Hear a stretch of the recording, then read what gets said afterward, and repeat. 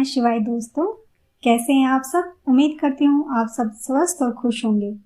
आप सबको फाल्गुन मास की हार्दिक शुभकामनाएं।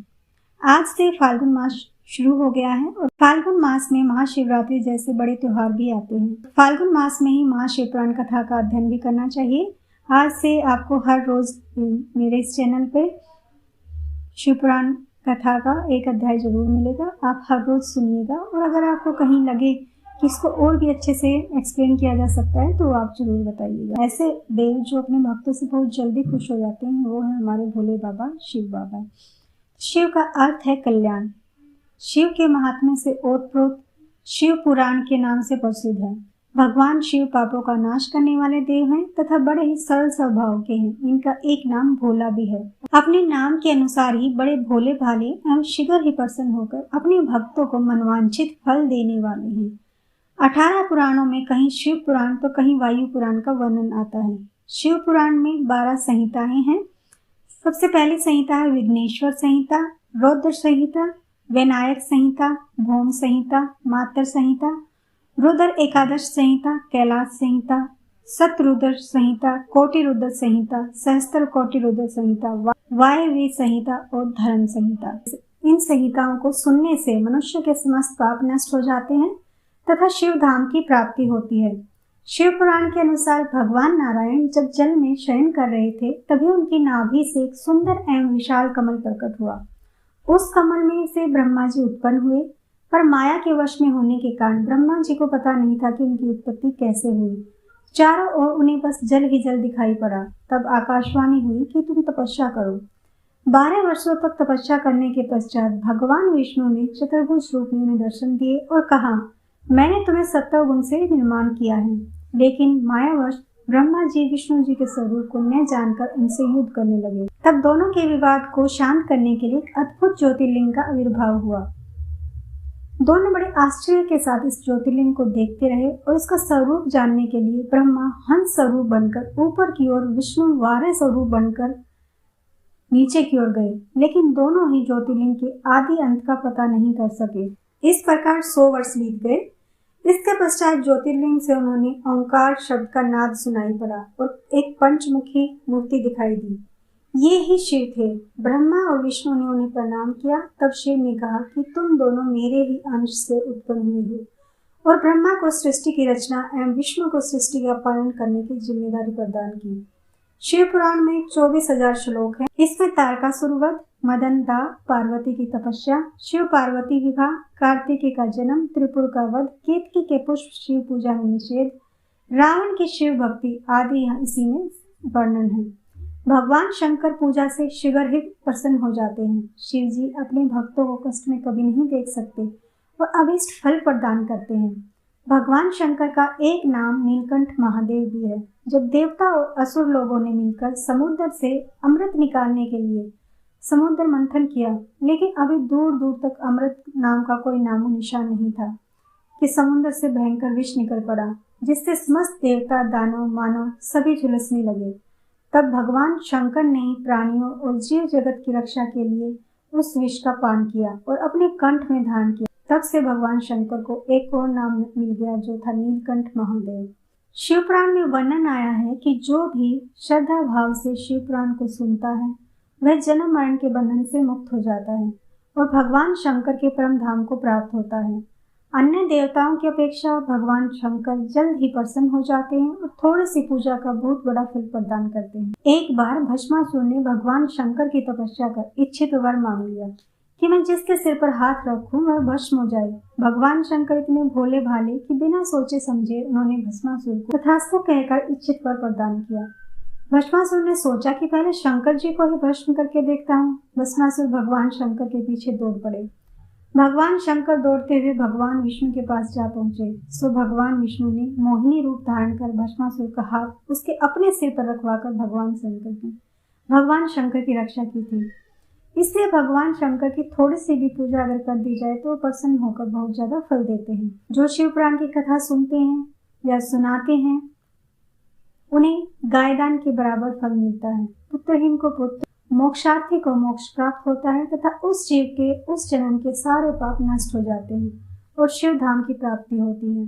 इसलिए शिव पुराण कथा जरूर सुननी चाहिए। तो आइए अब शुरू करते हैं शिव पुराण कथा अध्याय 1। कथा शुरू करने से पहले आपसे अनुरोध है कि अगर आपको वीडियो अच्छी लगे तो वीडियो को लाइक शेयर कमेंट जरूर करें और कोशिश करें कि आप कथा को श्रद्धापूर्वक पूरा सुनें।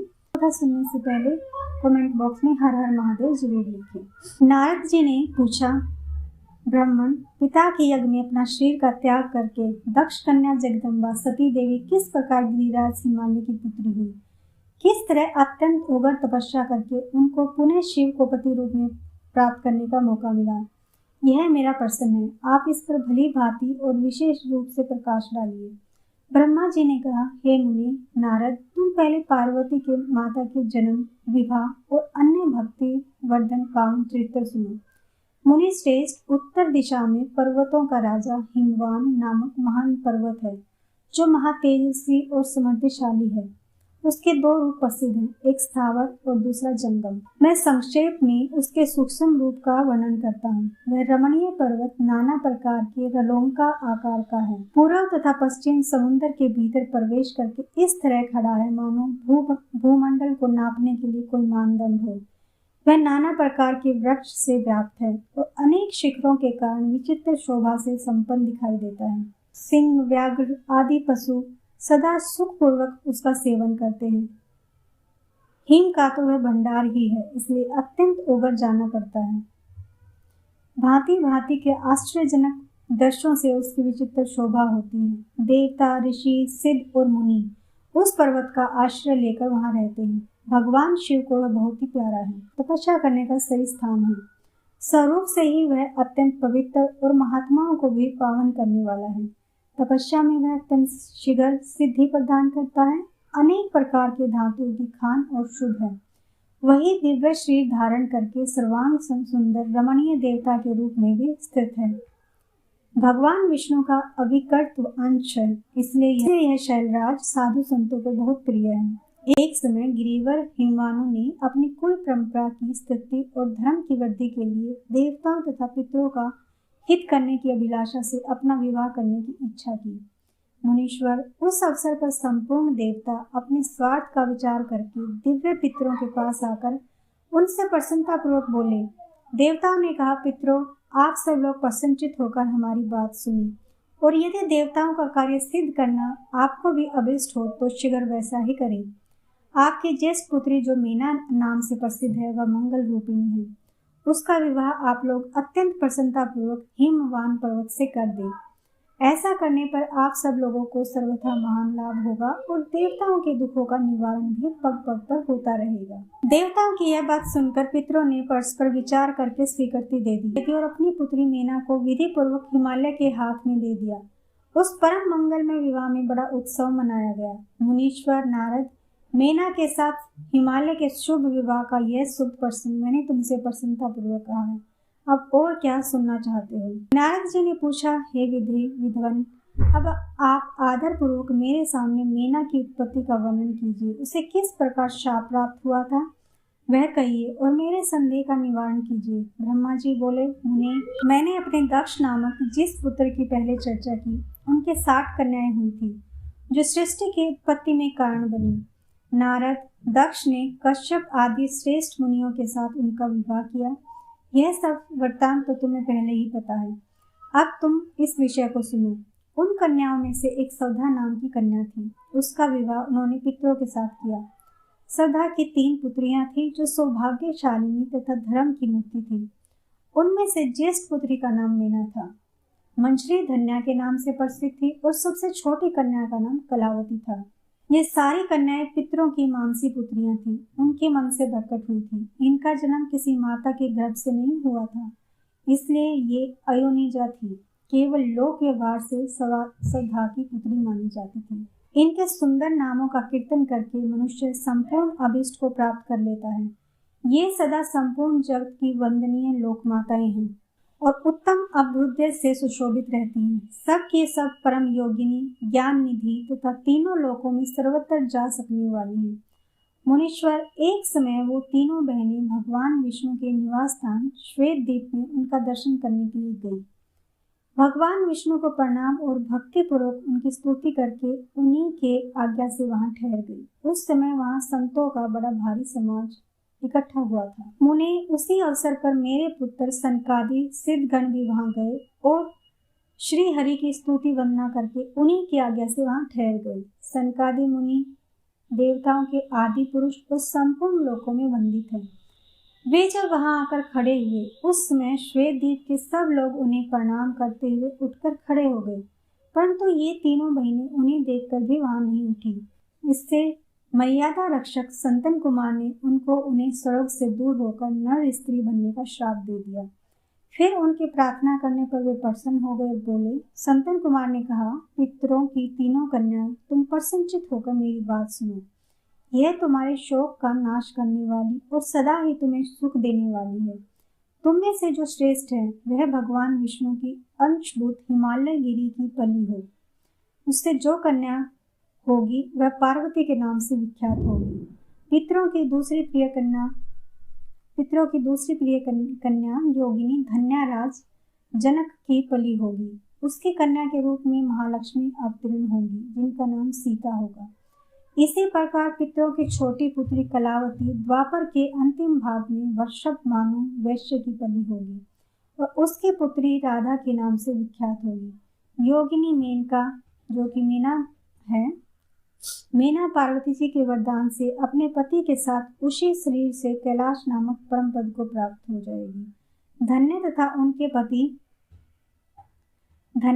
उनके पति जनक कुल में उत्पन्न हुए जीवन मुक्त महायोगी राजा शीरध्वज लक्ष्मी स्वरूप सीता के प्रभाव से वैकुंठ धाम में जाएंगे।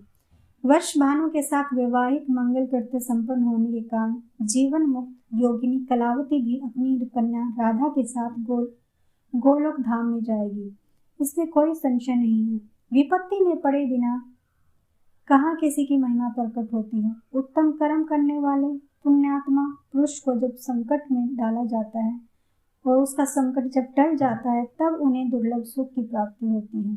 अब तुम लोग प्रसन्नता पूर्वक मेरी दूसरी बात सुनो, जो सदा सुख देने वाली है। मीना की पुत्री जगदम्बा पार्वती देवी अत्यंत दुस्साह तप करके भगवान शिव की प्रिय पत्नी बनेंगी। धन्या की पुत्री सीता भगवान श्री राम जी की पत्नी होंगी और लोक चार का आश्रय ले श्री राम के साथ विवाह करेंगी।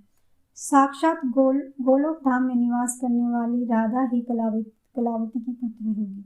वे गुप्त स्नेह में बनकर श्री कृष्ण की प्रियतमा बनेंगी। ब्रह्मा जी कहते हैं, नारद, इस प्रकार शाप के ब्याज से दुर्लभ वरदान देकर सबके द्वारा प्रशंसित भगवान संतन कुमार मुनि भाइयों सहित वहीं अंतर्ध्यान हो गए।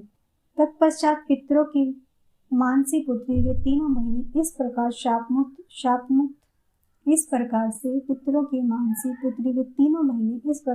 मुक्त होकर सुख पाकर तुरंत अपने घर को चली गई। तो ये था पहला अध्याय। कल की कथा में आप सुनेंगे इससे आगे का भाग। तब तक के लिए ओम नमः शिवाय। भगवान शिव आप पर अपनी कृपा दृष्टि हमेशा बनाए रखें। धन्यवाद।